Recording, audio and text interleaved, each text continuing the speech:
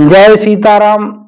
जय श्री सद्गुरु नारायण भगवान की, अपने अपने माता पिता की जय। आज का जो प्रसंग है वो पूरे विश्व के लिए, पूरे समूचे भारत के लिए, मतलब पूरी धरती के लिए बिल्कुल अनिवार्य विषय।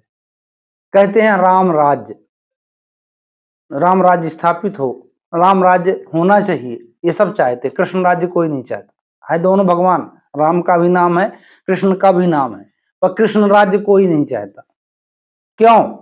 क्योंकि कृष्ण राज्य में डेली युद्ध हुए, यहां तक कि वो मतलब 10 दिन से उन्होंने युद्ध शुरू किया जब जन्म से, बाकी अंत तक युद्ध चलता रह गया। कृष्ण राज्य कोई नहीं चाहता, राम राज्य चाहता है। क्यों? क्योंकि उसमें युद्ध हुए तो धर्म की स्थापना के लिए एक बार फाइनल हुआ, बस काम खत्म। तो अब राम राज्य है क्या और राम राज्य स्थापित कैसे हो, इसके लिए थोड़ा चर्चा करेंगे। और मैं पहले निवेदन करना चाहता हूं कि मेरा किसी भी धर्म को, किसी भी व्यक्ति को विशेष मतलब इसमें नहीं है, मतलब ये उद्देश्य होगा कि राम राज्य स्थापित करने के लिए मैं जो भी बात कहूंगा इसमें सत्य है, आप उसमें ऑब्जर्व करना है। पहले राम राज्य है क्या? तो श्री राम मर्यादा पुरुषोत्तम परमात्मा श्री राम राघवेंद्र सरकार जी, सीताराम श्री 11,000 वर्षों तक, लगभग 11,000 वर्षों तक उन्होंने राज्य किया। 11,000 वर्षों तक कोई भी स्त्री वैदव्य को नहीं प्राप्त हुई उनके राज्य में, मतलब स्त्री विधवा नहीं हुई। कहने का मतलब किसी पिता ने अपने पुत्र के चिता को नहीं देखा, मतलब पिता के सामने पुत्र नहीं, मतलब कि मतलब मृत्यु नहीं हुई। कहीं भी अग्नि भय नहीं हुआ, कोई जल से घटनाएं नहीं घटी। छोटे छोटे बच्चे सरजू नदी नहा धो के बढ़िया घूम फिर के पूरे सरजू में खेल कूद के चले आते थे। सरजू की ताकत नहीं थी कि वो डुबा दे। कहीं भी अनाचार, पापाचार, भ्रष्टाचार नहीं फैला, है ना। कोई भी जो है ऐसा व्यक्ति नहीं था कि जो रोगी हो, सब सुखी, निरोगी काया। ये है राम राज्य। अब राम राज्य 11 साल तक अगर मान लीजिए कोई स्त्री विधवा ना हो उनके राज्य में, किसी पिता ने अपने पुत्र का मतलब शव ना देखा हो, तो बड़ी अटपट बात है। और तो ये सुनने में तो आश्चर्य लगता है, लेकिन नहीं, संभव है। हमारे जो सदग्रंथ हैं इन पर शंका करना महापाप है, इन पर क्वेश्चन करना महामूर्खता है, प्रश्न लगाना महामूर्खता है। क्योंकि हम उतने ज्ञानी नहीं है जितना बनने की चेष्टा करते हैं सब कोई। उसमें हमारा सीधा भला ये है कि मात पिता और गुरु के मानी बिना विचार किए शुभ जानी, ऐसे शास्त्र हैं कि जो उन्होंने लिख दिया उसको आप मान लो, किंतु परंतु उसमें मत करो, क्योंकि बहुत शोध से लिखे गए हैं। और भारत का दुर्भाग्य है ये कि भारत में रामायण जैसे पवित्र ग्रंथों की चौपाइयों के ऊपर राजनीति चालू हो जाती है। अब यहां कहते हैं राम राज्य स्थापित होगा, तो मैं तो बताता हूं कि ये तो महामूर्खता है कि रामायण जैसी पवित्र ग्रंथ है, उसकी एक एक चौपाई अनंत भाव रखती है, अब उसमें भड़का देते हैं लोग। अगर मैंने गलती से मान लीजिए कह दिया कि राम जो है महाविष्णु है, माता सीता महालक्ष्मी है, अब इसी में क्वेश्चन मार्क चलने, कहां है प्रमाण बता।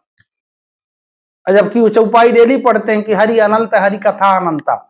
अनंत है, जिसके मन में जो भाव आए सब भगवान, सब वही है। अब उसमें प्रमाण मांगेंगे, उसी में युद्ध छिड़ जाएगा। अब ये राम राज्य है ना। 5 रुपए के पीछे लोग मर्डर करने को तैयार। पैसा धर्म बन चुका, पैसा जो है बिल्कुल सब कुछ पैसा। जिस पिता के पास अगर धन ना हो उसके पुत्र सेवा नहीं करने वाले, है ना। मतलब धन ही सर्वोपरि है, धन ही मतलब व्यक्ति की पहचान है, धन ही व्यक्ति की विशेषता है। निर्धन व्यक्ति का कोई कुछ नहीं, कुछ उसको चाहे वो सदा सुदामा जैसा अगर जीवन हो उसका कलयुग में, उसको कोई पूछने वाला नहीं। और वो लोग तिरस्कार भाव से देखेंगे, जैसे उसने किसी का डांका डाल लिया। अब इसी में कहां धर्म स्थापना होगी। तो धर्म को समझने के लिए बहुत बड़ा ज्ञान नहीं चाहिए, आप अबोध बन जाओ तो धर्म को समझ जाओगे, ज्यादा ज्ञानी बनोगे तो मतलब नहीं समझ सकते मेरे हिसाब से। ज्यादा ज्ञान बनोगे तो 18 पुराण चारों वेद पढ़ो, और उसमें भी तुम्हारी मति गति उतनी है नहीं, क्योंकि वो अगर मतलब जैसे मान लो सूर्य के सामने आप 100 वाट का बल्ब जलाओ, तो 100 वाट के बल्ब हम सभी हैं, और ये जो धर्मशास्त्र है सब सूर्य है, कहाँ आपका बल्ब दिखाई देगा। तो मेरे हिसाब से ये सब गलत भावना है। राजनीति है, राजनीति अपने स्तर में करो, धर्मशास्त्र को लेकर नहीं। मैं तो मेरी मान्यता है कि ना कुरान गलत जीना सिखाता, ना बाइबिल गलत जीना सिखाता, ना रामायण ना गीता, ये सब शोध की हुई चीज है। अगर इनमें आप खोल के देखो, इसको पढ़ के देखो, तो सभी के लिए समानता का अधिकार है ना। जो हम चिल्लाते हैं, जो करते नहीं है, मतलब ये भाव है, मतलब भड़काने के लिए है ना, लेकिन इनमें यथार्थ पहले से भरा हुआ है। और हर पुस्तक आपको शांति का जीवन, अहिंसा का जीवन सिखाती है। राम राज्य में हिंसा तो थी ही नहीं कहीं, जानवर कभी आपस में लड़ते नहीं थे। यहाँ तो मतलब ये मानव से ही सीखे हो कि लड़ना अच्छी चीज होगी। जब मानव को लड़ते देखते हैं तो सोचते हैं कि नहीं अच्छी चीज है, तब वो लड़ते हैं, नहीं पहले लड़ते नहीं थे। तो मेरा कहने का भाव ये है कि जब हम किसी को धर्म की शिक्षा देना चाहते हैं तो खुद धर्मात्मा पहले बने। तो कहने का भाव ये है कि अगर राम जी राजा थे तो उन्होंने खुद धर्म को दिखाया। 14 साल वनवास भोगा माता के कहने पर, वो भी सगी माता ने, है ना, कि प्रजा उनके लिए सर्वोपरि थी। उन्होंने माता सीता जैसी पवित्र नारी है जिसके भ्रकुटी विलास सृष्टि लय हो, अगर भ्रकुटी तनयन कर दे पूरी सृष्टि में लय हो जाएगा, उनको छोड़ दिए। तो आप सोचो, तो राजा को इस तरह होना चाहिए। और जब तक राजा बनेगा नहीं इस तरह, तो पहली कमी तो राजा में अगर इस तरह नहीं है, निस्वार्थ भाव नहीं है, सेवा भाव, मतलब देश के हित भाव नहीं है ना, अपने कुर्सी का लालच है, तो राम राज्य स्थापित नहीं हो सकता। राम राज्य स्थापित करने के लिए भरत जैसा त्याग, श्री राम जी जैसा त्याग, श्री लक्ष्मण जी जैसा त्याग, श्री शत्रुघ्न जी जैसा होना चाहिए, तब राम राज्य स्थापित होगा। ये सब पावे हैं। दूसरी बात, मेरे हिसाब से इस भारत के अंदर जितनी विद्यालय चलती हैं, चाहे वो इंग्लिश मीडियम चाहे हिंदी मीडियम, उसमें भारत सरकार को बिल्कुल वो कर देना चाहिए बाध्य कि आप रामायण और गीता का पाठ कराओगे ही कराओगे, क्योंकि भारत है, राम का देश है, राम की कथा सुनना है, जिसको नहीं सुनना है बाहर जाओ। ये होना चाहिए, तब बच्चे हमारे धर्म ज्ञान सीखेंगे। नहीं चलाती स्कूल, मान्यता रद्द कर दो, नहीं पढ़ाते हो, क्योंकि हमारा देश है, हमारा घर है, हमारे घर में कचरा नहीं चाहिए, क्यों नहीं चलाओगे। तो पहली बात तो ये होना चाहिए, राम राज्य स्थापित करने का सबसे पहला फार्मूला कि राजा जो है मतलब न्यायप्रिय होना चाहिए। दूसरी बात, ऐसी व्यवस्था हो, क्योंकि ये बच्चे ही देश के भविष्य है, इनमें जब धर्म का ज्ञान भरा जाए, तो ये तो शासन के द्वारा होगा कि भाई आप सभी जगहों में किताब चलाइए, धर्म के रामायण और गीता ज्ञान बिल्कुल इनका अलग से पेपर हो, और एक पीरियड होना चाहिए इसका। फिर तीसरी बात, अब ये नागरिकों का नागरिक है, तो सब पहले हर नागरिक अपने देश के, विश्व के, कहीं के भी हो, उनको वो रामायण गीता बाइबिल कुरान जो भी पढ़ते उसमें यथार्थ ज्ञान होना चाहिए, भड़काने वाला ज्ञान नहीं, यथार्थ ज्ञान, शांति का ज्ञान।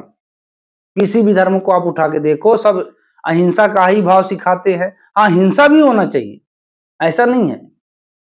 देखिए, अगर क्रिया आपकी मतलब क्रिया किसी भी हो, अगर उद्देश्य सही है तो उस क्रिया का फल भी बदल जाता है।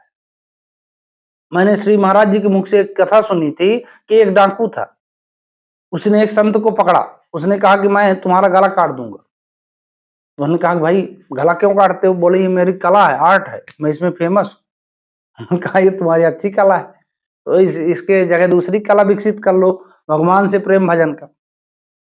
अब वो निराकार संत, उनका फेस, भाई जैसे मान लीजिए कि हम सूर्य के सामने आंख खोल के बैठे हैं तो चौक चंदिया जाएंगे, आंख कुछ दिखाई नहीं देगा, उसकी सारी मनोवृत्तियां बदल गई। तो उसने कहा महाराज मैं आपसे दीक्षित होना चाहता हूँ, भगवान के शरण में जाना चाहता हूँ। उन्होंने कहा नहीं देखो, तुम अभी ये सब तीर्थ व्रत करो, भगवान का मतलब परमात्मा सब संतों के मुंह से सत्संग सुनो, इसके बाद तुम्हारा पाप नष्ट होगा तो मैं तुम्हें दे दूंगा। उसने कहा मैं कैसे जानूंगा कि मेरा पाप नष्ट है, क्योंकि मैंने लगभग अनगिनत आदमी को, मैं लिस्ट तो नहीं बनाया कितने को मारा।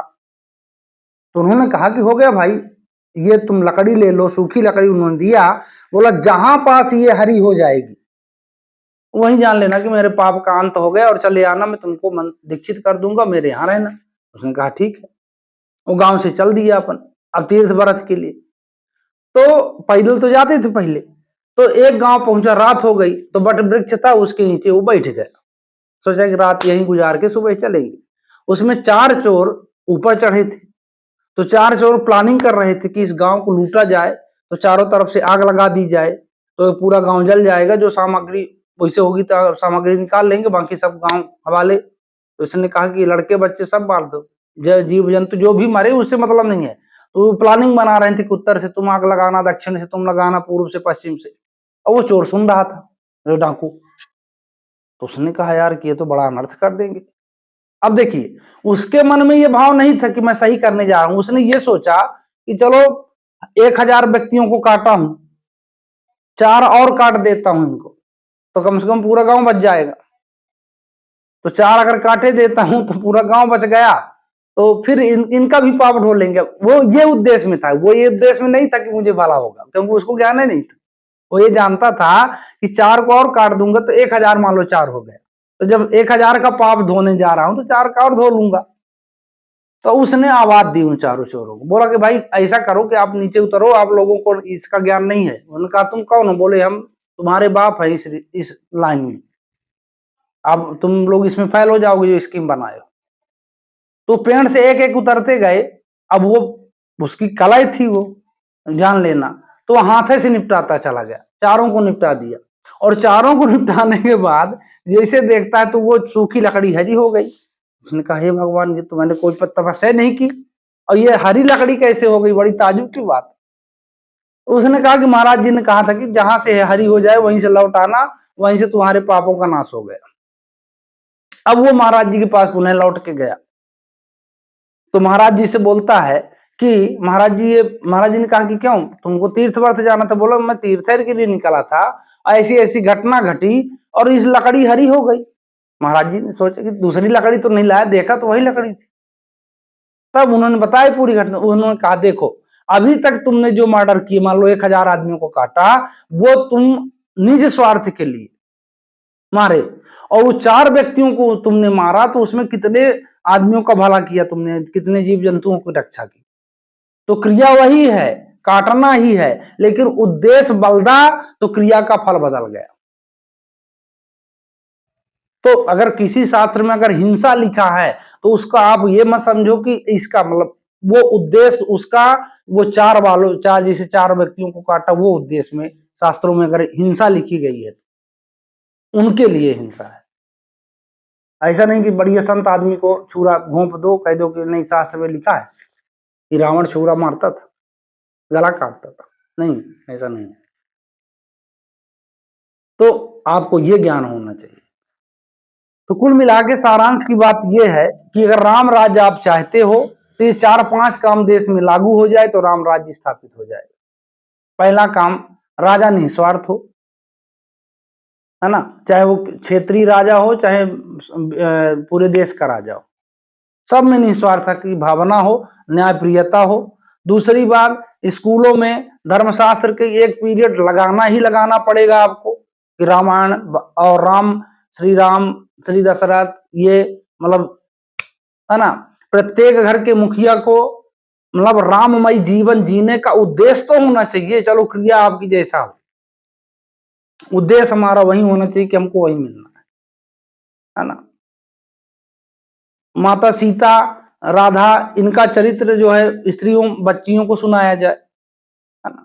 फिर देखिए क्यों राम राज्य स्थापित नहीं होगा, जब हर घर में राम से प्रेम हो जाए, अयोध्या बन जाएगा। अयोध्या का मतलब ही है कि अध्यात्म, योग और ध्यान से संपूर्ण जो क्षेत्र है, जो देश है, जो राज्य है, जो विश्व है, वो अयोध्या है। अध्यात्म मतलब भगवान के नाम का प्रेम, धर्म का हमको ज्ञान। योग मतलब जुड़ना, ये योग नाक दबाना नहीं, नाक मतलब नाक दबाना तो ये यो हो गया, क्रिया हो गई। उस योग का मतलब है कि हम परमात्मा के नाम से जुड़ जाएं। ध्यान किसका? ध्यान मतलब राम का ध्यान। तो जब हर घर में ये चीज लागू होने लगेगी तब राम राज्य स्थापित होगा। मेरे हिसाब से अगर राम मंदिर आपने बना दिया, उससे राम राज्य नहीं स्थापित होने वाला। और ये मानना पड़ेगा कि प्रभु हमारे अनंत है, अभिभाव अनंत नहीं है। बताया ना कि अगर मैं कहता हूं कि श्री राम जो है मतलब महा वो है ना, महाविष्णु है कि महा ये है, तो मुझसे प्रमाण मांगा जाए नहीं। समझो आप, किसी को छोटा बड़ा नहीं, कम ये उसके उद्देश्य को देखो कि उद्देश्य क्या कर रहा है। अगर राम का प्रचार कर रहा है तो उसके उद्देश्य को देखो। हाँ, ये नहीं कि वो डाकू हो, गांव को लूटता हो और फिर सुबह, नहीं, ऐसी नहीं होना चाहिए। तो इसी आशा के साथ कि ये वीडियो आपको जरूर पसंद आएगी और आप जन बच्चों तक सुनाएंगे। घर घर में बढ़िया सीताराम का कीर्तन भजन उच्चारण होगा, मनन चिंतन होगा और राम राज्य की स्थापना होगी। इसी आशा के साथ सभी का जीवन मंगलमय हो। जय श्री